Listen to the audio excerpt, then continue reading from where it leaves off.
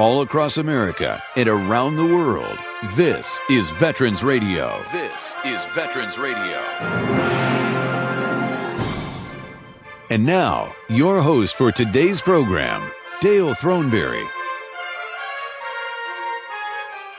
Good afternoon and welcome to Veterans Radio. My name is Dale Throneberry, CW2 type helicopter pilot, Vietnam in 1969.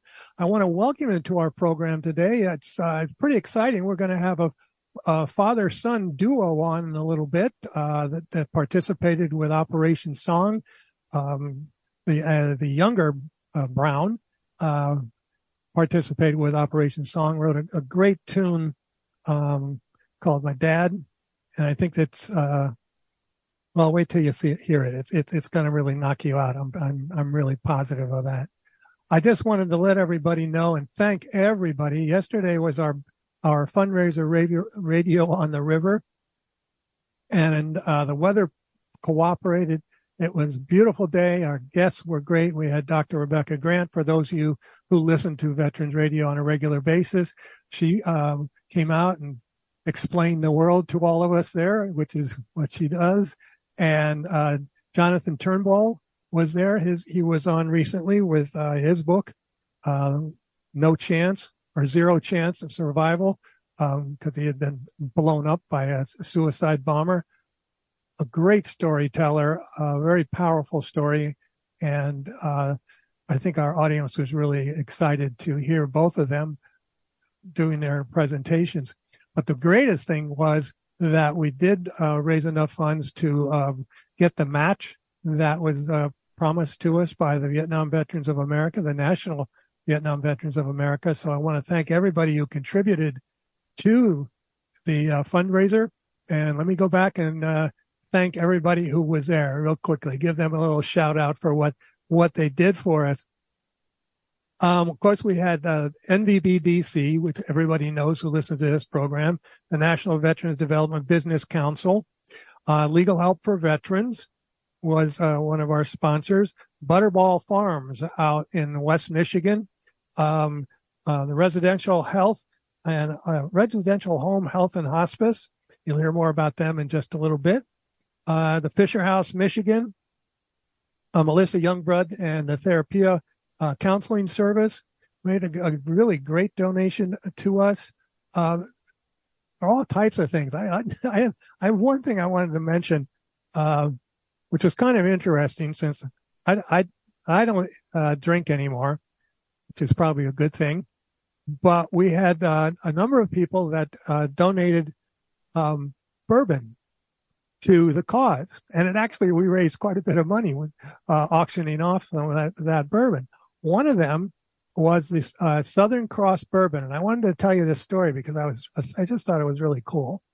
The Southern Cross bourbon's name was inspired and rooted after the Southern Cross constellation superimposed on the dagger. It represents historical achievements of the Marines serving during the Pacific Campaign in World War II, specifically those actions on Guadalcanal. The Southern Cross remains a part of the legacy of the modern-day Marine Corps.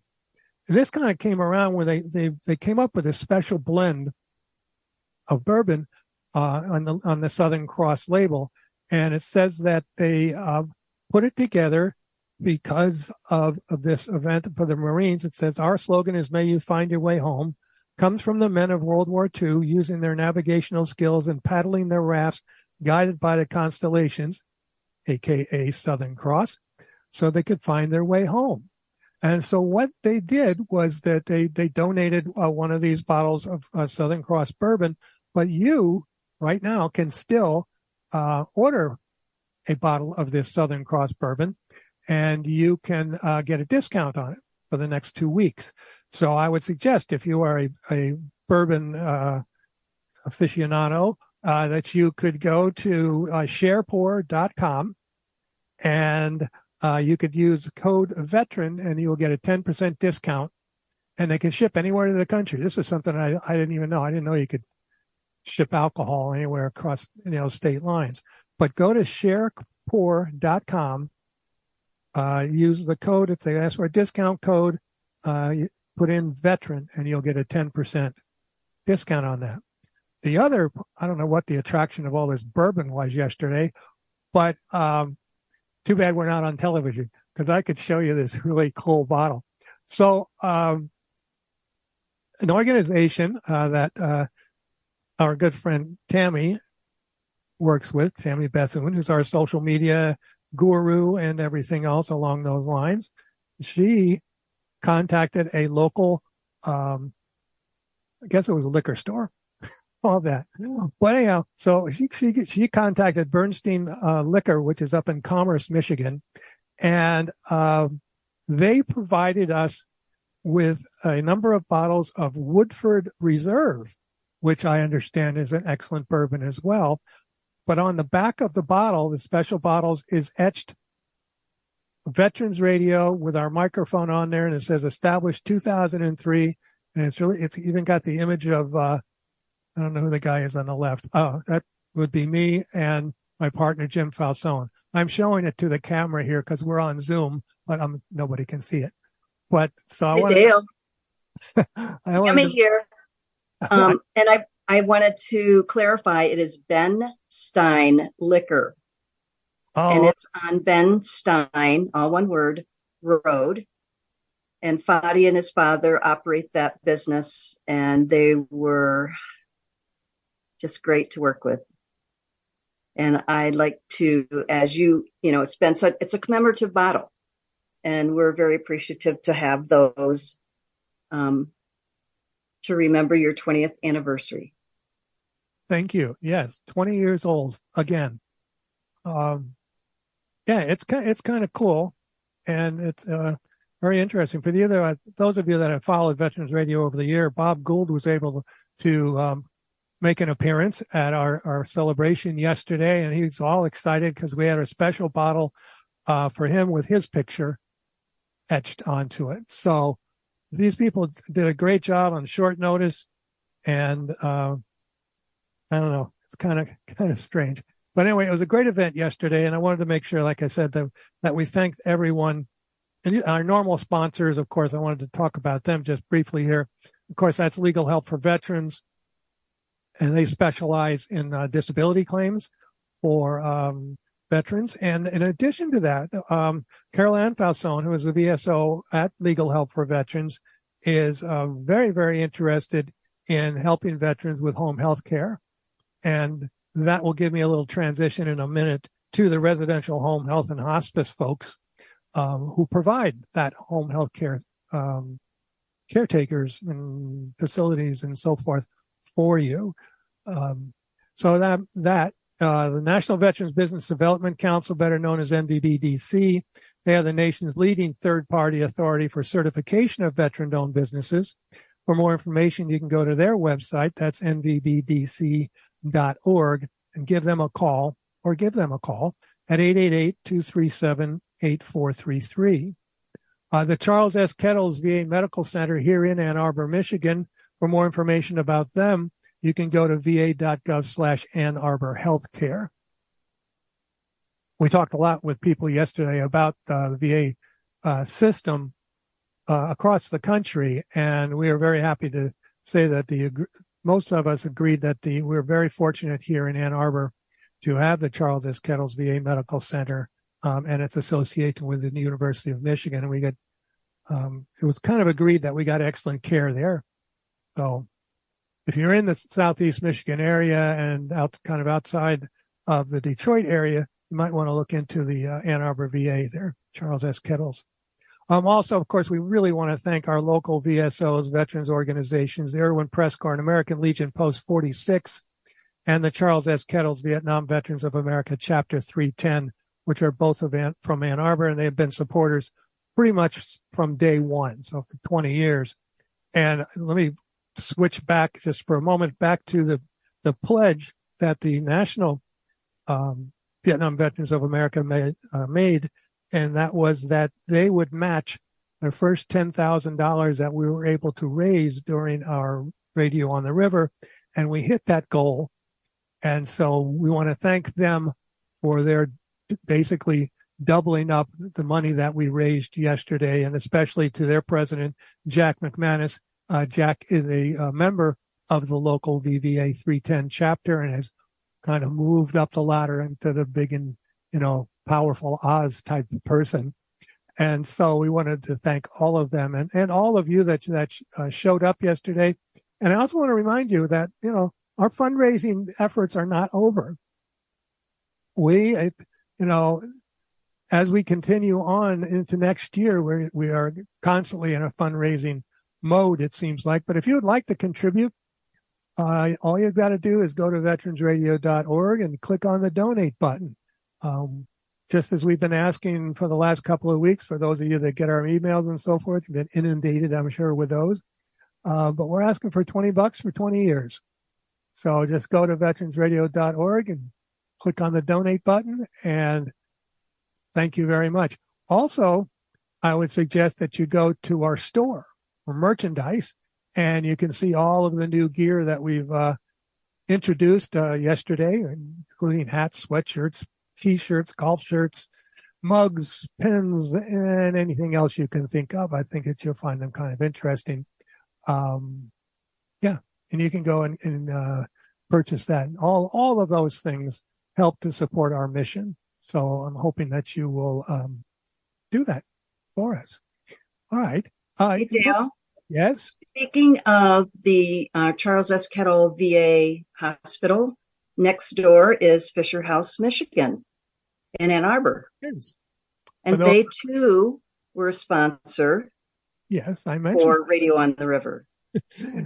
Yeah, not only were they a sponsor, but Kate Melcher, who's the executive director of Fisher House, Michigan, in charge of raising a lot of money for the Fisher House here in Ann Arbor and the Fisher House in Detroit, was very, very helpful in putting together our fundraiser yesterday. So we were able to utilize her experience along with Lydia Pinkham, who is another one of our board members, Coast Guard veteran.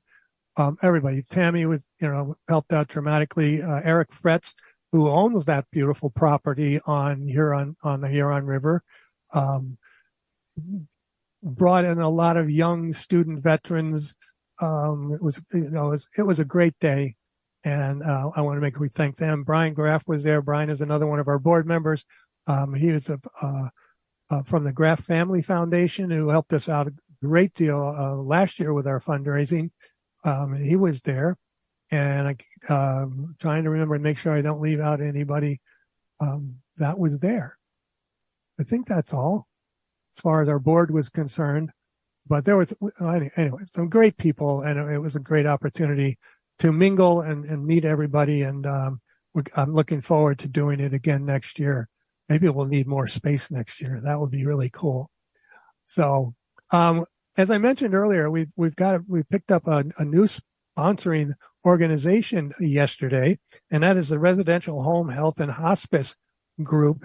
And they sent us over a little promo for them. We're going to have them on the program the last Sunday in October to tell us all about their organization. But I want to play this little clip, and when we come back, we'll start hopefully talking with our newest guests. So you're listening to Veterans Radio, and we'll be right back. Residential Home Health and Hospice, a sponsor of Radio on the River, provides elite home health and hospice services.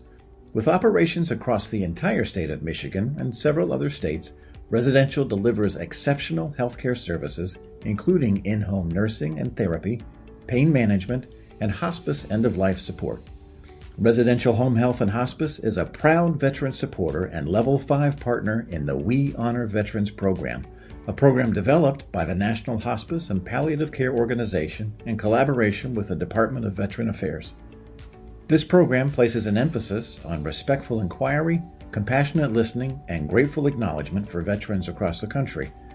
Residential's involvement with We Honor Veterans is designed to provide specialized, compassionate care for our nation's heroes. Their dedicated team is trained to address the specific physical and emotional challenges that veterans may face. But it's not just about medical care. The We Honor Veterans program also focuses on enhancing veterans' quality of life. They understand that every veteran deserves to live their life to the fullest, surrounded by the support and respect they've earned. So, if you or a loved one is a veteran in need of specialized care and support, reach out to Residential Home Health and Hospice today. You have sacrificed so much for our country, and Residential ensures you receive proper care and respect. Let them show you what it means to truly care for and honor our veterans. Call 866-902-5854 or visit www.residentialhealthcaregroup.com to learn more. That's 866-902-5854 or visit www.residentialhealthcaregroup.com. Residential Home Health and Hospice, care where you are. Hey, we're back here on Veterans Radio. That's going to be our newest sponsor. We're really excited to have them on board.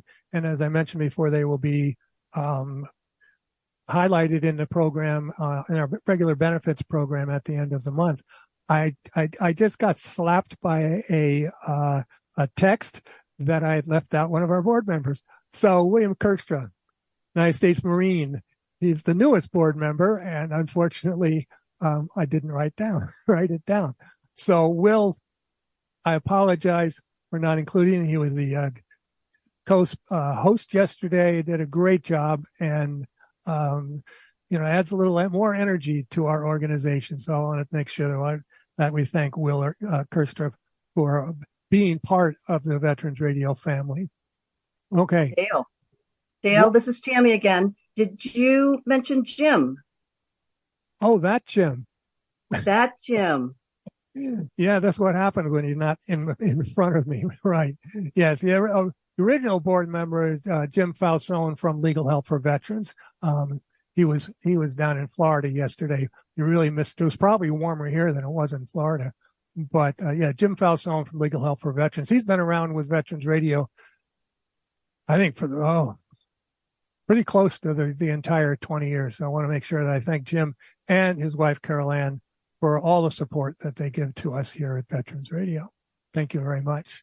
All right, we're going to move into our first guest. Actually, maybe it's only our first guest today. But for those of you that have been following Veterans Radio over about the last 6 months, we've been highlighting an Operation Song participant in the first program of the month. And Operation Song, for those of you who are not familiar, is an organization down in Tennessee. It's it kind of started at the Murfreesboro, Tennessee VA. And what they do is they put on these little conferences and they pull together veterans and musicians. And the veterans and musicians, usually in only a day, they tell the story. The veteran tells the musician the story. They end up writing a song, and in a day, it's all done.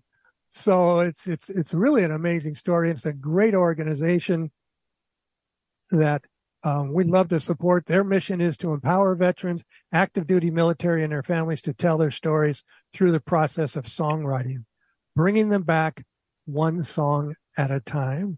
And the great thing about Operation Song that I like is that it's never been, nor will there ever be, a charge to any veteran or family member for their services. It is our honor to serve those who have served. And today our guest is George Brown, and George is a was a current veteran. And I want to make sure that, George, welcome to Veterans Radio. Thank you, sir. It's an honor to be here. Thank you very much. I think the thread of the interview today is going to be about the song that you wrote with Josh Grinder. And how did that come about? Is that how he pronounces his name? I didn't. Grider, Josh Grider. Yes, sir. No, so I last year when I retired, it's kind of in a bad place. So it's having a tough time, drinking too much. So I came out to Texas from Florida to Warriors Heart, and it's a veterans rehab facility. Once I left there, I went to their sober living facility. I was there doing an IOP program. And while I was there, I was nominated to write a song. It was an incredible experience. Josh Grider got paired up with me, and we sat down, spent the day together, had lunch together, and we just kind of got to know each other. And I shared my story with him about my time in the military. And something in particular stood out to him was my last combat deployment was to Syria. And my son was young, and I was concerned about kind of things left unsaid. The unit I was working with, we were doing things that, I guess, high risk to force or high risk to mission operations. And I got off the phone with my son one day, and I thought about all the things left unsaid that as a father, you want to tell your son how to be a good man growing up. And so I wrote him a letter, kind of a just in case dad didn't come home letter. And I shared that with Josh, and we sat down and turned it into a song. Yeah, I'm looking at the lyrics here, and it's really beautiful. And I want to play the song right now for our audience to hear it. All right. It's called Love Dad. And so yeah, let's see if we can hear this song, and I'll make sure that I got the right one. There we go.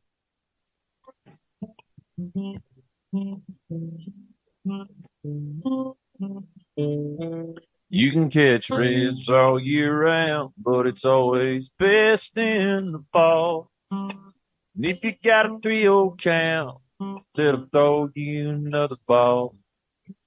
A beer now and then's okay, but don't let it get a hold of you. Try to listen more than you speak. When you speak, tell the truth. When you go pick her up on that first day, shake her daddy's hand, and you'll never be too old to say yes, sir, and yes, ma'am. And don't go looking for trouble, son, but if it comes your way, stand up for yourself and anybody else in harm's way. Life ain't always easy.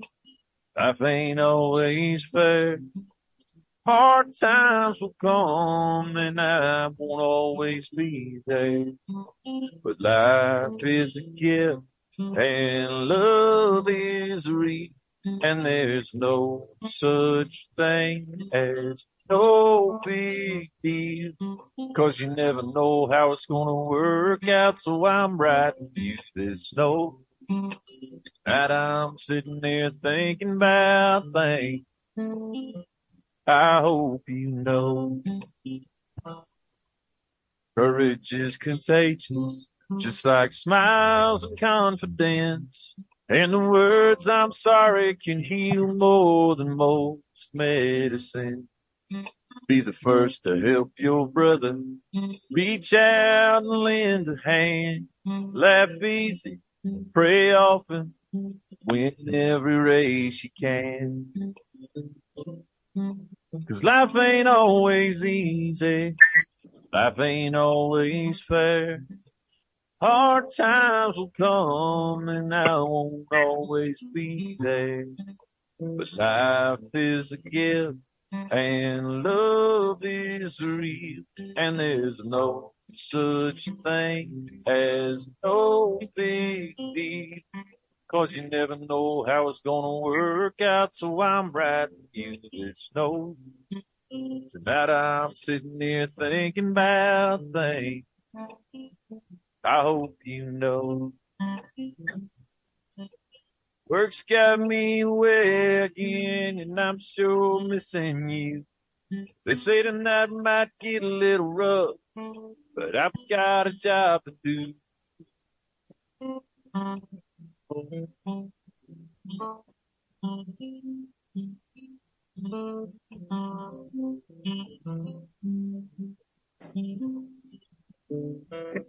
You will have forever moments over the course of your life.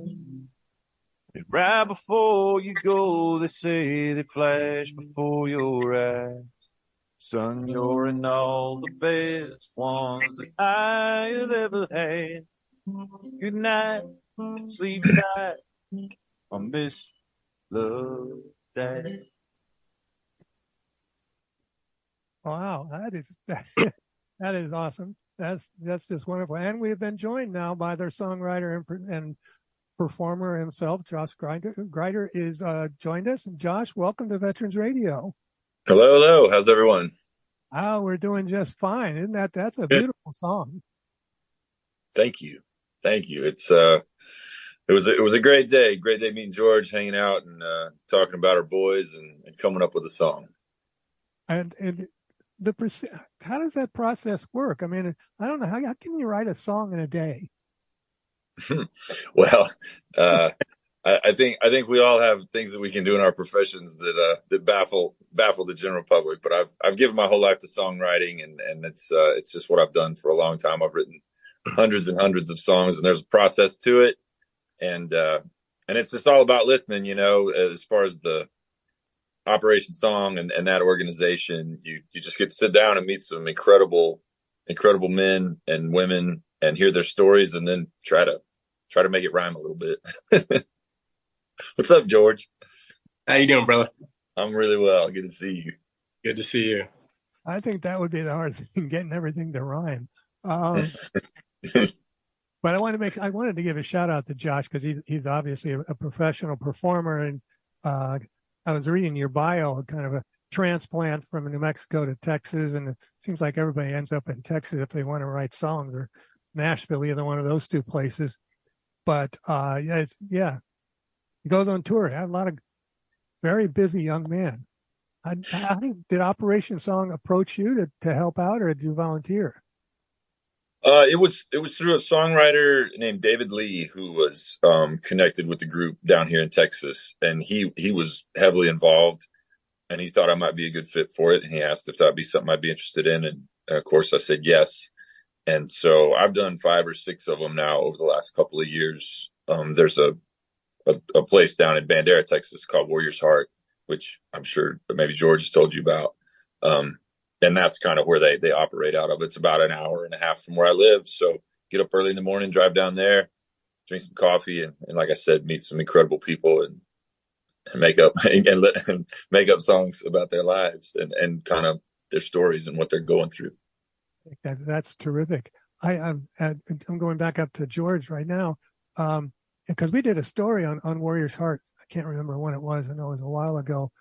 But could you kind of describe it to our audience a little bit about what goes on out at Warrior's Heart? Yes, sir. So I believe it started in 2016 or 17. That's not gospel, but around that time, it was a group of people got together and they looked at this problem that was going on in the special operations community, but in the military as a whole, across the board, the number of suicides and people that they get kind of too dependent on alcohol. Unfortunately, it's a big part of the culture. And then even, guys getting injured and being put on some sort of narcotic, opioid prescription, and they end up going down that dark path. Then if you couple that with PTSD and some of the trauma that these people have gone through, it makes for a pretty potent, a lot of bad things end up happening. So they decided to put together an organization that was veteran focused, and first responders. Actually, they do law enforcement, firefighters, as well as EMS people. But the majority of it are military veterans. And the focus is, it's okay to not be okay. And they couple trauma therapy, kind of a PTSD focused therapy in combination with substance abuse. So alcohol, drugs, whatever the case may be per individual. And you spend about 2 months at their facility in Bandera, Texas. And you kind of dive deep into the root of what's going on and how you ended up, in a place that was less than desirable. It's kind of, but it was an amazing experience. Like I said, it saved my life. So, well, no, it's so great that there are so many organizations out there now that are designed to help veterans, and we have to include police and EMTs and sure. First responders in there. We veterans community, we're not the only ones that have faced trauma or some earth shattering event. Amen. And I think it's great. Gentlemen, gentleman there with me who's a paramedic who's on the ground on 9/11 when the trade centers came down, and he spent his whole life in EMS, and he was a great example of what you're just describing, getting our first responders involved in these programs as well. Because I've said before, but there's only 3 people on the planet that volunteer to sacrifice themselves for you and your family, never having met you. That's first responders, firefighter, police, EMS, soldiers, and police, soldiers, and I'm losing my train of thought. But I guess the point being is that people that end up in that position, and the programs that are available to us, like you were saying, sir, are impressive nowadays compared to what, like my father, for example, or yourself coming back from Vietnam. They didn't have these programs for you gentlemen, or for the men and women coming back. World War II, Korea, Vietnam, and it's amazing some of the resources we have nowadays. I'm very grateful to be a part of that. Well, I think it's this is a good time to bring on George Sr., who has joined us here on Veterans Radio, and this is kind of the first time I've had a father-son combo going on, and I wanted to welcome you. You go. I had George Sr., but you go by Buster? Yes, I do. Okay, so Buster, welcome to Veterans Radio. You've done a really good job with this other young man over here. It seems like that. I'm very, very proud of him. Well, I would be too. Let me give you a little background on Buster Brown. Started off life as a warrant officer, helicopter pilot in Vietnam. Better known in my jargon as a rotor head. And so I wanted to know, when did you graduate? I saw that you were in Vietnam from 68 to 71. So that means you must have extended. When did you graduate flight school? It was December of 1970. Okay. No, correction. No. December of 1969. I'm sorry. Okay. Yeah. Because I graduated flight school. I was in class 6829, Red Hat.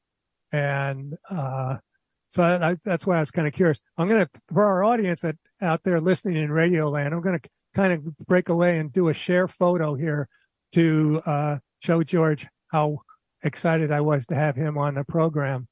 So it's just my graduation picture from flight school. Because I saw one of yours just like it. All right, very good. Okay, end of stop share. So anyway, so George, or Buster, in addition to being a warrant officer in Vietnam, you were in up in 3 Corps in Tay Ninh. Is that correct? That's correct. Okay, because excuse me for going back in my memory, but Tay Ninh was a place that I was in very often, and actually it helped me out when I had a forced landing, actually just outside of Tay Ninh one time. So they came and got me out of there, and our unit staged out of Quan Loy, which is just up the road. I'm not familiar with Quan Loy. It was up near the Cambodian border, a place called Budap and all that. Yeah, we were only 10 flicks from the border. Yeah, I know. We got mortared constantly and rocket fire, and rocket nearly got me. We were pre-flighting for a DCS mission, and 122 came in and landed about 10 feet from the helicopter that we were pre-flighting. Wow. And I was protected by the revetment because I was down pre-flighting the lower half of the helicopter. The other pilot was up on the rotor head, and he took it pretty bad. And our crew chief, he was up greasing the tail rotor when this thing hit, and I'm not sure what happened to him. Oh, They walked the rockets one time through one of our areas, and for whatever reason, we were down there at night to evacuate in case, but it was just a big barrage. And so I tried to dig a hole in asphalt. It didn't, but that was the most frightened I was the entire year I was there. I've never been that scared because, you don't know where these things are coming from. Yeah. They seem to be coming from everywhere. But once you were done with your tour in the Army, you went on and joined the Navy. Yeah, I finished college, and when I graduated, Jimmy Carter was president. So the economy was in the dumps. Right. So I was trying to join the Air Force for pilot training, but the Air Force said they weren't taking any pilots. So it was funny. I was in there talking to the Air Force recruiter, and the Navy recruiter was also in the office and overhearing all this. And as I was walking out, he literally goes, "Come here." And he says, "The Navy is still taking pilots." So anyway, that's how I ended up joining the Navy. And then I spent 25 years in the Navy. Wow. And you ended up as a captain. Yes. Right. That's equivalent to a colonel for those of us in the Army, because we don't understand Navy ranks at all. Yeah. Well, I congratulate you, a 25-year career. That's pretty awesome. Well, 3 years in the Army and 25 years, so total of 28. Okay. So I'm assuming that you got out early in the Army because they came down and said, "Okay, everybody go home," right? Yes. Yes, I did. All right. Yeah, I did the same thing. They said you could. When I came back from Vietnam, I came back early. I only spent 5 months over there. I had a shoulder separation, so they sent me back to Walter Reed for surgery. And then I was in the hospital for 4 months. And then they sent me to Fort Bragg, and I was with the 82nd Airborne. Okay. And then, what they did with us is they got us all into a room and they said, "How would you like to be lieutenants?" And all the warrant officers going, "No." Yeah. That's like going, to become a real life officer, like going to the dark side. That's what we used to call them, RLOs. Yeah. See, for those of you out of listening, I didn't make that up. But they came down and said I could be a first lieutenant, but it was a guaranteed second tour, or I could get out that day. So, it looked like the Three Stooges trying to get out the gate at Fort Rucker. And so, yeah, we got out. Anyway, I wanted to thank you for being on the program. Stick around. We have a segment we always do to honor a Medal of Honor recipient. So I'm going to play that. And then when we come back, I want to go back to George Jr. to talk a little bit more about his adventure and Josh, and see what we can come up with. All right. So stick around. We will be right back.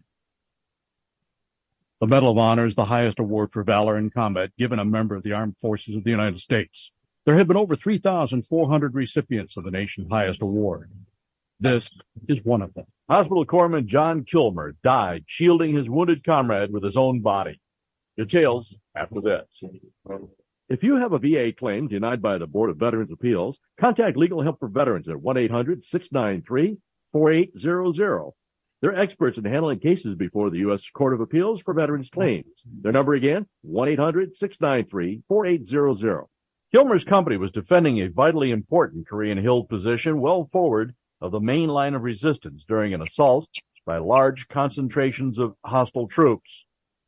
Kilmer repeatedly braved intense enemy mortar, artillery, and sniper fire to move from one position to another, administering aid to the wounded and expediting their evacuation.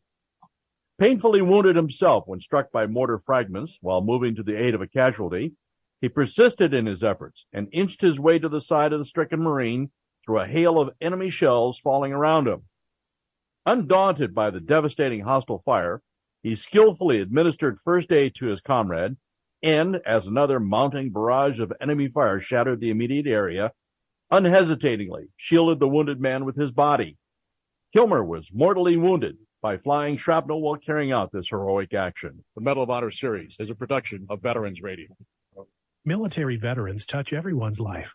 I'm guessing right now you're thinking of a veteran, a close friend, relative. Maybe it's you. Toughest of us sometimes need help, but don't know where to turn for support. You don't need special training to help a veteran in your life.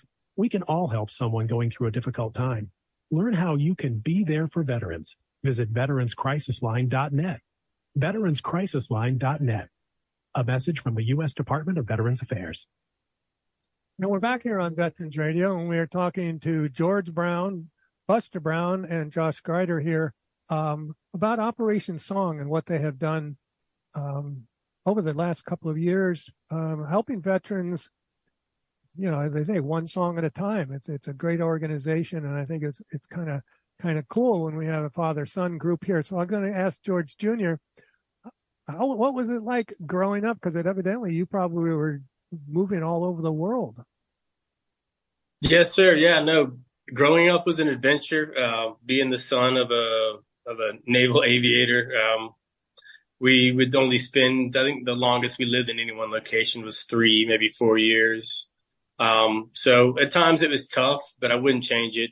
Looking back now, yeah, for the most part, it was a great experience, and it kind of created the man I am today. So looking back, yeah, there's nothing I would change, but yeah. So, Buster, what was it like having another soldier in the family? Well, Matt was a Green Beret. He's a medic, and we were so very proud of him. We attended all his graduation ceremonies, from Ranger School to Green Beret, and from boot camp. I mean, so yeah, we couldn't be more proud.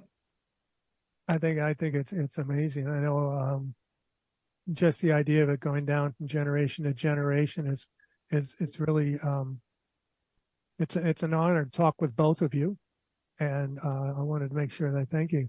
So Josh, maybe we should get together with Buster over there. I think probably a song in there somewhere about showering rockets and stuff coming in on you. If you got a story, you got a song. I think they do. I think they do. So back to you, George. What are you doing today? So after leaving Warriors Heart, I stayed here in the Texas area. Currently, I'm working here locally, and in efforts to, I guess, get back to Florida ultimately. Honestly, the past year has kind of been focused on my sobriety and just kind of working through the stuff that, I don't know, kind of put me in a bad place to begin with. So I still got some work to do on myself, but right now it's just one day at a time, and just an attitude of gratitude. God is good. True. Very true. So you dedicated this song. How is the son doing? He's doing very well. I just spoke with him yesterday. He's in Florida with his mom, and he's currently in 4th grade playing soccer. But he's doing great. Yeah, and I actually presented this song to him. He didn't know that I'd written the song, and let him listen to it last time I was in Florida visiting with him. So, what did he think of the song? He got a little misty, got a little verklempt. Probably not as misty-eyed as his father did, but he was very moved. The relationship I have with him, I can't really capture in words, but beyond special. I think it's a great song. I think, how many of us that had been in this, while we were in the service could have written this type of letter home not only to our children, but to our family, just letting them know how important they were to us and, how valuable their support was. No, absolutely. I was torn. I thought about after I kind of wrote this letter, and it was bits and pieces. So I didn't sit down and write a formal letter. It was as things would come to me. Like, I hope, and my son's name's Grayson. His name's George as well, George Grayson, but he goes by Grayson. And I was, as things came to me while I was in Syria, I would capture it on my phone or on a piece of paper if I could. Just all the things that a father who, wants his son to grow up, I guess, better man than he was, or not to make the same mistakes he did. And so along my 5 months in Syria, I would just capture things along the way. And it's one of those letters that you hope never gets mailed or read by the recipient or intended recipient. Right. No, I think that's very true. So when were you in Syria? What was your job in Syria? I was working this is back in 2017 from end of June until November. There were short medics over there, and this is when we were supporting. We call it SDF, the Syrian Defense or Democratic Force, were the soldiers we were backing to try to get ISIS out of the area. So ISIS had taken Raqqa, and that was like their stronghold. And so I was there for that was called Operation Eclipse, and so I was there for the fall of Raqqa as a direct support medic for CAG or the Delta Force guys. And then while I was there, I left that unit. I went down the road to Alpha Company, 1st Battalion, 5th Special Forces Group. They needed another medic as well. So I was kind of backfilling medic positions for operational missions. And so pretty much my 5 months there was just spent doing that. Okay. I was curious about that because our speaker at our fundraiser yesterday, Jonathan Turnbull, was a civil affairs officer in Syria about the same time. Probably a little bit later than that. Majib, I think he said it was the name of the town that he was in.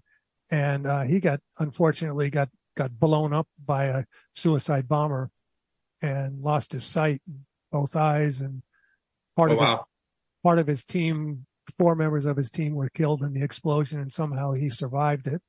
But in talking with him about the mission in Syria was so much different than I think we thought about it here at home. We didn't know all of the, what am I thinking about? The rebuilding of roads and schools and electricity and all the other things that, that the mission entailed. It wasn't just going out and he says poke and shoot guys. Yeah. It was very strange across the board. So my other missions were, the majority of my time in combat theaters was Afghanistan. And I was out at remote fire bases like Firebase Cobra and Anaconda in the Uruzgan province, just north of Kandahar. And a lot of those missions were kind of movement to contact or direct action missions, whereas in Syria, we were primarily supporting the northern Kurds along the northern part of Syria. So while this was happening simultaneously, al-Assad was on this campaign of destroying his own country or, gassing his own people or using biological weapons or chemical weapons, rather, against his own people. And that was going on in the western part of Syria. And then in the eastern part of Syria, we had U.S. operations going on out of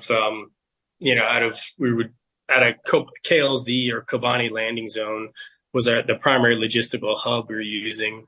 And then operations out of there. But it was, I guess the interesting part was when we were there, we would come across Russian mercenaries because Putin came in to support al-Assad. So we had Russian mercenaries in the area. Then we had some of al-Assad's force. We would see them in the area. And we would just never engage each other and then end up just kind of passing by or seeing each other during different operations. It was kind of strange.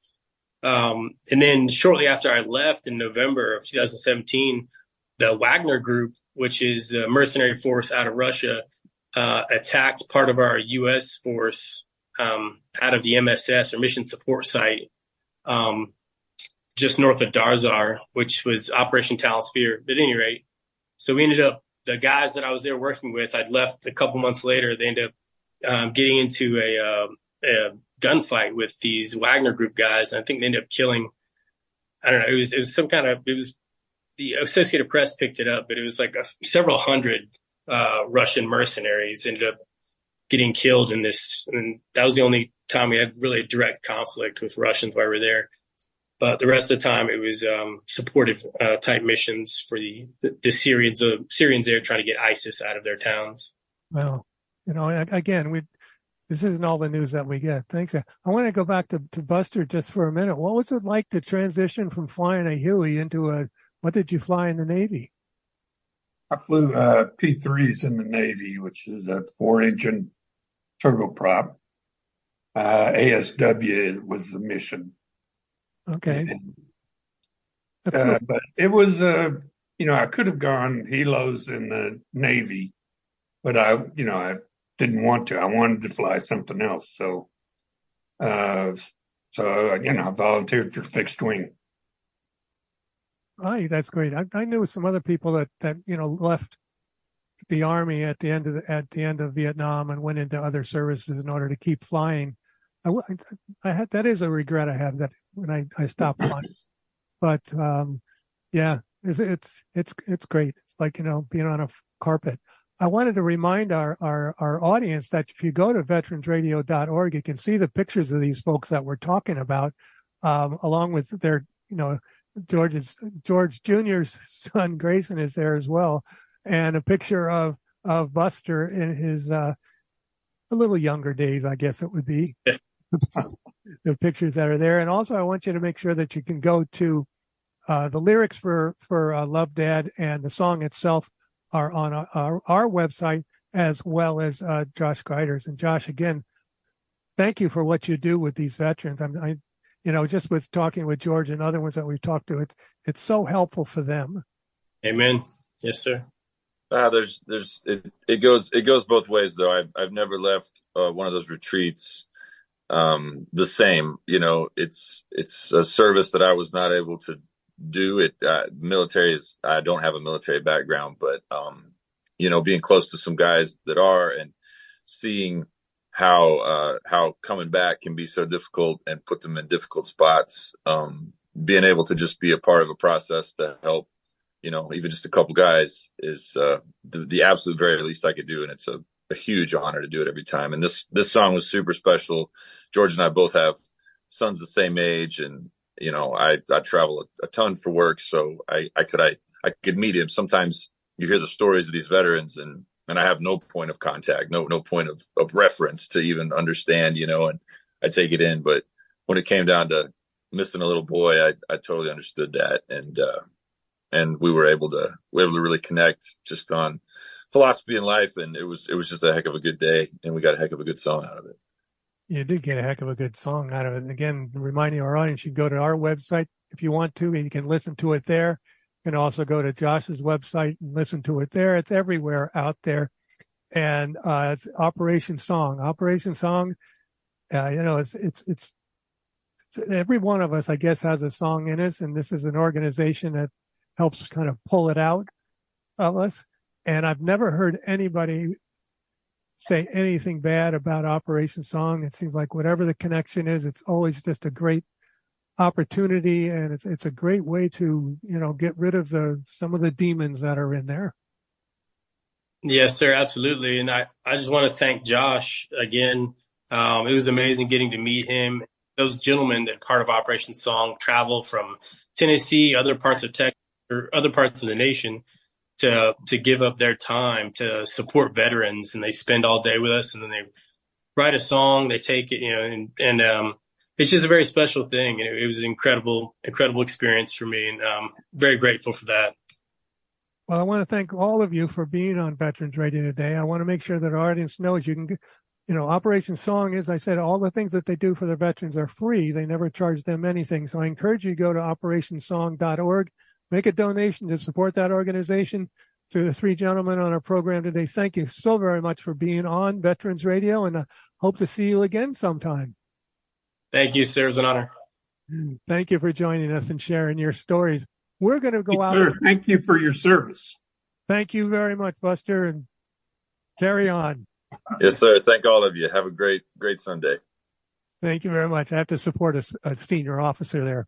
So we're going to go out with our usual God Bless America. So I want to thank everybody for tuning in. Come back next week. Jim Falzone is the host. Until then, you are dismissed. God bless America, land that I love. Stand beside her and guide her through the night with a light from above. From the mountains to the prairies to the oceans right before.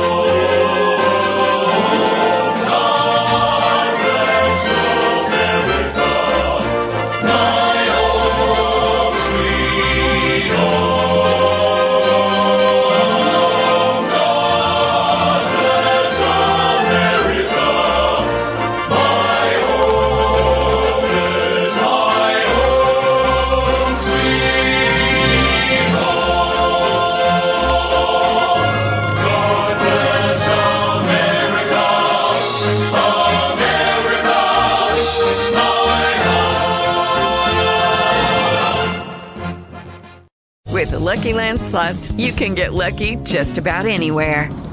This is your captain speaking. We've got clear runway and the weather's fine, but we're just going to circle up here a while and get lucky. No, nothing like that. It's just these cash prizes add up quick. So I suggest you sit back, keep your tray table upright, and start getting lucky. Play for free at LuckyLandSlots.com. Are you feeling lucky? No purchase necessary. Void where prohibited by law. 18+ terms and conditions apply. See website for details. What's the first thing you do if you'd had more time in the day? Take a nap? Read a book? Talk with a friend? When you know what's important to you, it's easier to fit it into your schedule. Therapy can help you figure that out. BetterHelp offers affordable online therapy that comes to you. Start the process in minutes and switch therapists anytime. Learn to make time for what makes you happy with BetterHelp. Visit BetterHelp.com/happieryou today to get 10% off your first month. That's BetterHelp, HELP.com/happieryou.